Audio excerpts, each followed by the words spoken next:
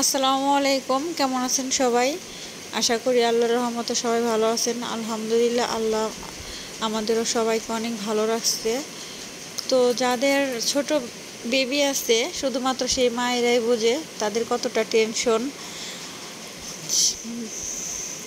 সে বাচ্চাটা কি খাবে, কখন কি খেলে তার পেট ভরবে, কখন কি খেলে সে পুষ্টি পাবে, কি খেলে সে বেড়ে উঠবে, মানে কি ধরনের খাবার খাওয়ালে সে ভালো হবে, সেই টেনশন যেন সবসময় মাথার ভিতরে মানে ঘুরঘুর করে। তো আজকে আমাদের বাসায় হচ্ছে মুরগির গোশত রান্না হচ্ছে। তো যেহেতু বড়দের খাবার মরিচ মশলা ঝাল সব কিছু বেশি বেশি দিয়ে রান্না করা হয়, তো সেটা তো বাচ্চাদেরকে খাওয়ানো ঠিক না, আর হচ্ছে খেতেও পারে না। বাট সেজন্য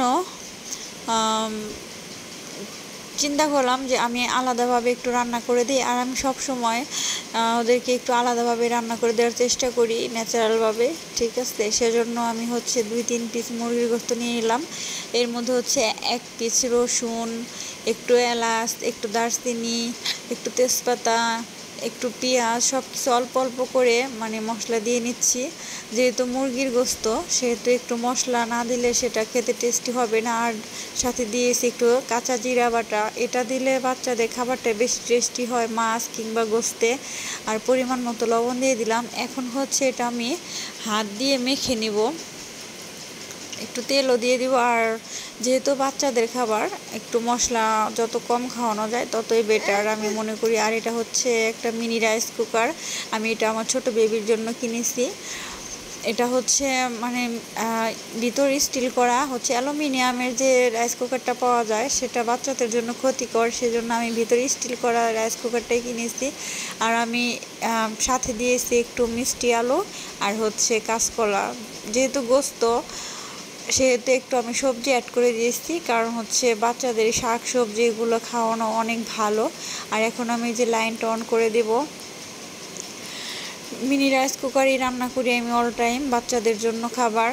এটা হচ্ছে নিরাপদ আমি মনে করি। আর সবচেয়ে বড় কথা হচ্ছে বাচ্চারা যদি মানে শুধুমাত্র মায়েরাই জানে কোন খাবারটা কোন বাচ্চা তৃপ্তি করে খায়, শুধুমাত্র সেই মায়েরাই বলতে পারবে। সেজন্য যার যার বাচ্চার খবর সে তার মাই ভালো জানে। আর আমার বাচ্চা কখন কি খেতে পছন্দ করে এটা একমাত্র আমি ভালো জানি। সেজন্য আমি এই যে মুরগির গোশতটা আমি হচ্ছে মশলা অ্যাড করে নিয়ে একটু ভালো করে কষিয়ে নিচ্ছি। যেহেতু মশলাটা মানে মাখিয়ে দিয়েছি, সেহেতু একটু মানে কষিয়ে নিলে এভাবে হচ্ছে কাঁচা যে ফ্লেভারটা সেটা চলে যায় মশলার, আর খেতেও বেশ ভালো লাগে। আর আমি হচ্ছে একটু নেড়ে চেড়ে ভালো করে কষিয়ে নিচ্ছি। আর সুন্দর একটা ফ্লেভার আসছিল মাশাআল্লাহ, কালারটাও মাশাআল্লাহ অনেক সুন্দর আসছে। আর নেড়ে চেড়ে কষানো হয়ে গেলে আমি এখন এর মধ্যে পানি অ্যাড করে দেব। আর পানিটা দিয়ে আমি ঢাকনা দিয়ে অফ করে দিব। আর ধীরে ধীরে রান্নাটা অটোমেটিক হয়ে যাবে, ধীরে ধীরে সিদ্ধ হবে আর সব মিশে একাকার হয়ে যাবে। আর সবজিটাও আর গোশতটাও নরম হয়ে যাবে।